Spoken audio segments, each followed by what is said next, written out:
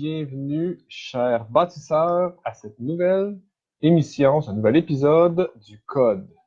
Aujourd'hui, je vais vous parler d'une technique puissante qui prendra de plus en plus de place dans les prochaines années dans le monde du marketing web. On en entend parler de plus en plus, mais rares sont les personnes qui le mettent en place de façon efficace. Il s'agit de la segmentation. On en entend parler, beaucoup tentent de le faire, ça donne pas toujours les résultats escomptés. C'est quelque chose vers lequel vous devrez inévitablement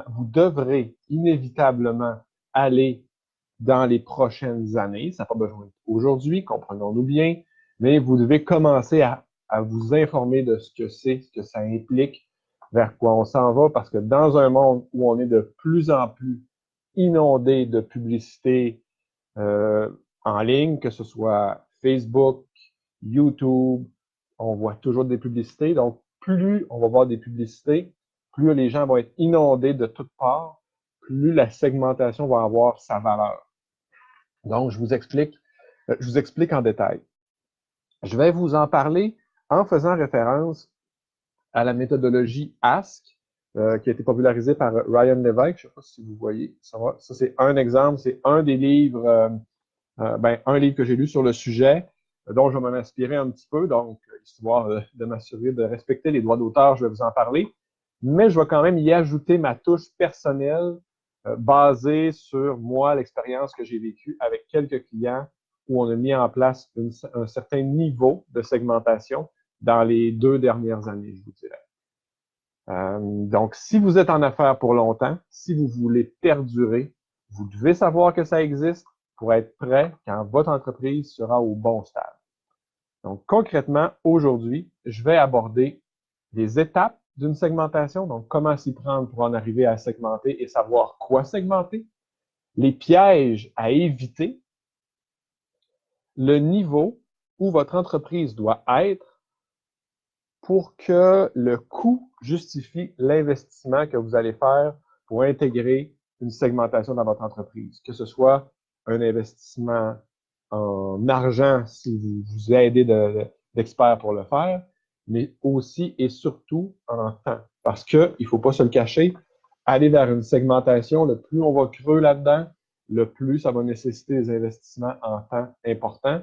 Et il faut être vraiment sûr de rester l'entrepreneur bâtisseur qui se positionne entre est-ce que le coût justifie l'investissement, jusqu'où on va pas. Donc, il y a quand même plusieurs choses à faire attention pour avoir une bonne segmentation. Donc, on va en parler un petit peu aujourd'hui. Donc, d'entrée de jeu, qu'est-ce qu'une segmentation?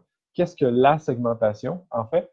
Eh bien, la segmentation, ce que ça veut dire, c'est d'identifier, de diviser notre audience en fonction de centres d'intérêt ou de raisons pour lesquelles elle peut être intéressée par votre produit. Je vais prendre un exemple assez classique pour vous l'exprimer là, avec un exemple concret plutôt que des mots un peu farfelus que je pourrais vous dire.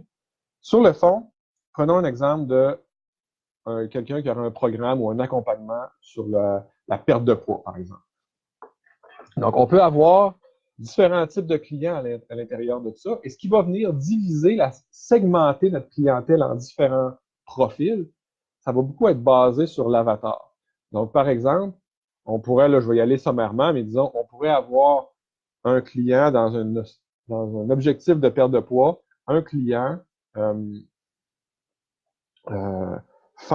femme, disons, qui veut perdre du poids pour des raisons de santé, de bien-être personnel, par exemple, alors qu'on pourrait aussi avoir un gars jeune, 20 ans, 25 ans, qui, lui, veut perdre du poids pour bien paraître sur la plage, par exemple. C'est un peu cliché, c'est un peu classique, mais vous comprenez, c'est juste pour se donner l'exemple.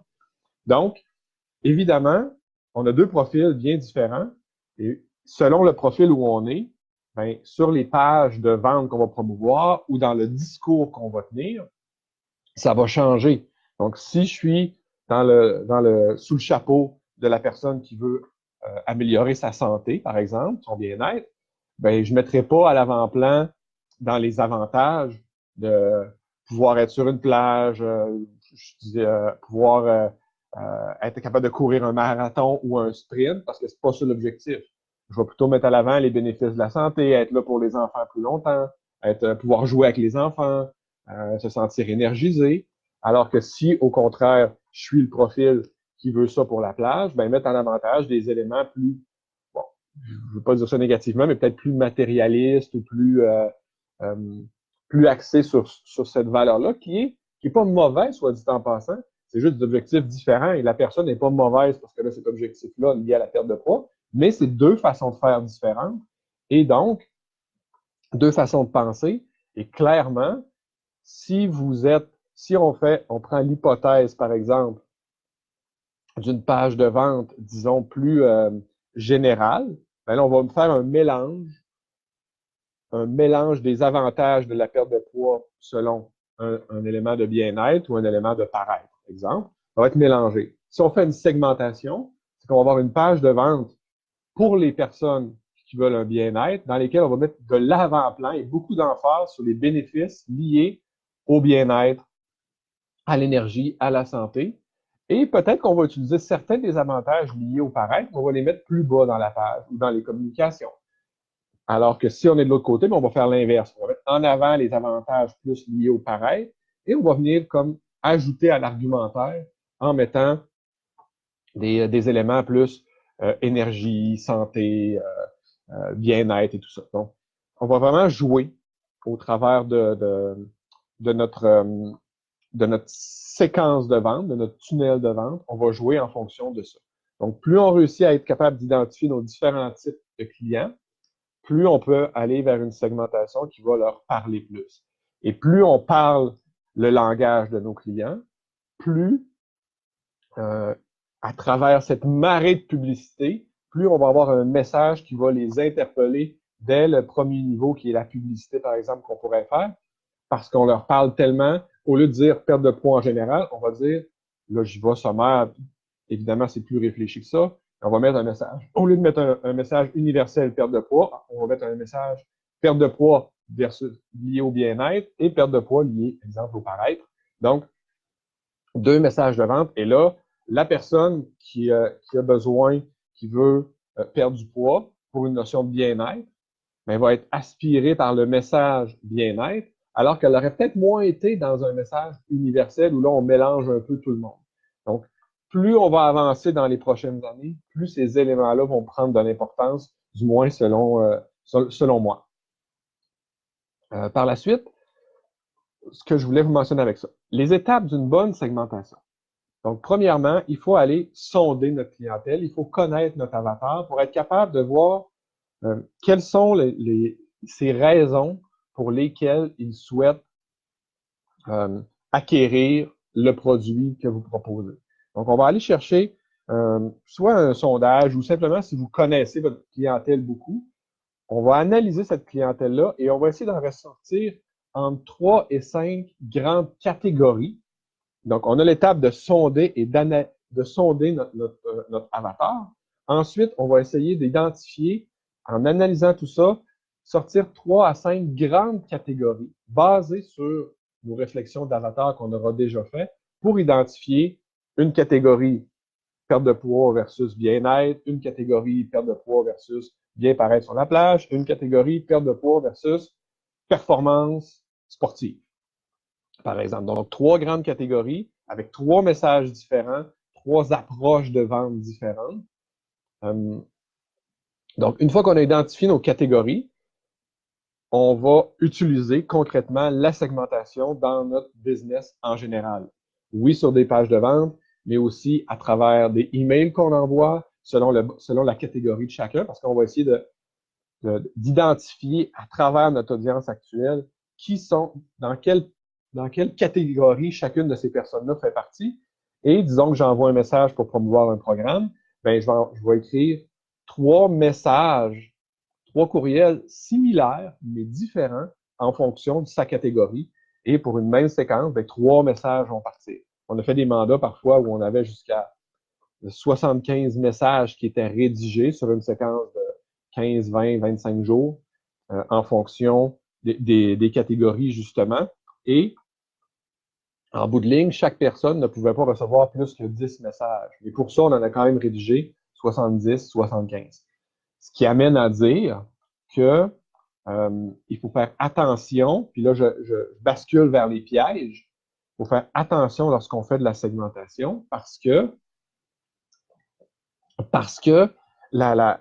si on segmente trop, si on segmente mal, on va se retrouver avec une, une abondance de messages à rédiger. Si on a 3 catégories versus 5 versus 7, il ne faut jamais aller en haut de 5, c'est le meilleur conseil que je peux vous donner. Mais plus on a des catégories, plus ça fait des séquences de messages différents.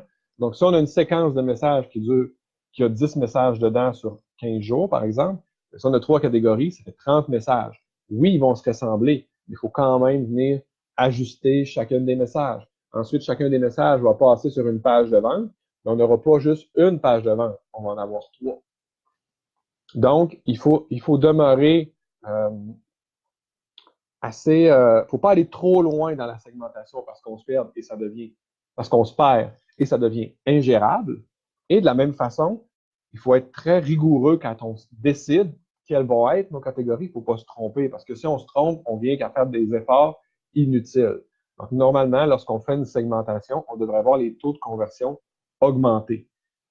Ce qui m'amène, en fait, à l'autre piège. Donc, on avait un premier piège mal segmenté, deuxième piège trop segmenté, troisième piège, ne pas mesurer la performance de notre segmentation. Donc, si on se rend compte que en ayant segmenté, on a un taux de conversion de 5%, alors qu'avant, on avait 4, ah ben là, OK, on a gagné 1%, ça vaut le coup, on continue, on s'est probablement pas trompé dans nos boquettes et c'est performant. Par contre, si on réalise que les taux de conversion sont restés à peu près les mêmes, on se donne une surcharge importante, il y a probablement une erreur dans notre segmentation, une façon dont on le fait qui n'est pas correcte, pour revenir. Mais si on ne fait pas cette analyse-là, cette mesure de performance, on ne le saura jamais et on peut passer, croyez-moi, pour l'avoir vu, pour l'avoir fait, énormément de temps et d'heures à écrire des messages, à faire des pages différentes en fonction des différentes audiences, des différents segments, pour en bout de ligne, ben nous, on était chanceux, on est tombé sur les bonnes catégories, mais croyez-moi, j'avais fait vraiment mes devoirs dans l'analyse pour les clients. J'avais passé beaucoup de temps pour pas me tromper et finalement, on avait eu des bons résultats. Mais c'est un piège à faire attention parce que si on se trompe, c'est beaucoup d'efforts, beaucoup de coups d'épée dans l'eau.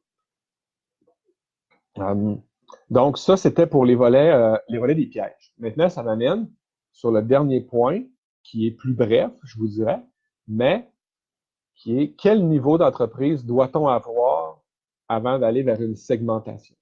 Parce que la segmentation, comprenons-nous bien, ça demande des efforts, ça demande du temps, ça demande de l'énergie. De ma chaise à moi, de mon opinion à moi, c'est pas c'est pas une bonne direction vers laquelle aller quand on est dans les débuts. Quand on commence, on a trop de choses à faire, trop de priorités pour s'assurer de ramener de la rentabilité, ramener de l'argent dans l'entreprise pour pouvoir réinvestir et grandir et se développer. Donc, quand on commence, c'est pas une bonne décision. Par contre, c'est important de vous garder informé sur le sujet en vous disant que vous allez vers ça. Votre entreprise, votre projet aujourd'hui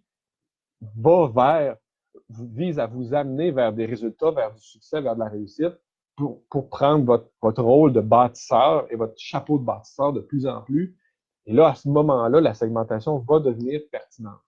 Si j'avais à vous dire, parce que des fois, on aime ça avoir comme des chiffres plus précis, évidemment, c'est pas une règle spécifique, c'est pas une loi, mais je vous dirais, avant d'avoir 10, 15 000 personnes dans vos listes courriels, j'irai pas vers ça. Si vous n'avez pas des séquences de vente prêtes, déjà fonctionnelles, d'aller vers de la segmentation, pas une bonne idée non plus. C'est pas une bonne première étape. Il faut avoir quelques séquences, quelques tunnels de vente qui fonctionnent, d'établis, avoir une audience notable au moins 10, je dirais même 15 000 personnes dans vos listes courriels avant de vous diriger avant d'investir du temps et de l'argent dans de la segmentation.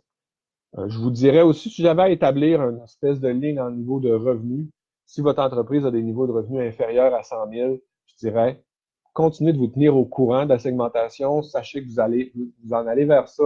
mais aujourd'hui, c'est probablement pas la bonne première étape. Donc, voilà, pas plus ni long, pas plus long et compliqué que ça. Qu'est-ce qu'on a fait aujourd'hui? Rappel, je vous ai expliqué c'était quoi la segmentation. Ensuite, quelles étapes à suivre pour faire une bonne segmentation. Quels sont les pièges à éviter? Mal segmenter, aller trop loin dans la segmentation et pas mesurer la performance de votre segmentation. Et enfin, en termes de niveau d'entreprise, c'est plus un niveau plus avancé. On parle d'audience de 10-15 000 personnes. On parle de revenus au moins 100 000 avant d'aller plus loin et aussi avoir des séquences de vente déjà fonctionnelles, déjà prêtes. Tant qu'on n'a pas ça, c'est juste pas le bon mot. On se tient au courant, mais on va plus loin que ça. Alors, voilà, les amis, ça complète le live d'aujourd'hui. Avant de vous quitter, simplement vous dire que je chemine dans la création de mon programme de coaching d'entrepreneur qui va probablement, je ne suis pas encore certain à 100%, mais je tends vers ça, qui va débuter en juin. Donc, ça, c'est des trucs que je vais vous parler plus tard, dont je vais vous parler à mesure que ça se précise dans ma tête. Donc, vous allez faire partie du cheminement avec moi, de mon cheminement, parce que je vais vous en jaser à mesure sans que ce soit tout clair, mais des choses qui s'en viennent. Sinon, eh bien, je vous laisse là-dessus. On se reparle mardi sur Instagram pour le prochain épisode de l'émission Le Code. Alors là-dessus, à très bientôt. Bye bye. Ah, salut Annick, salut Nancy, salut Manuel, merci de votre présence. Bye bye.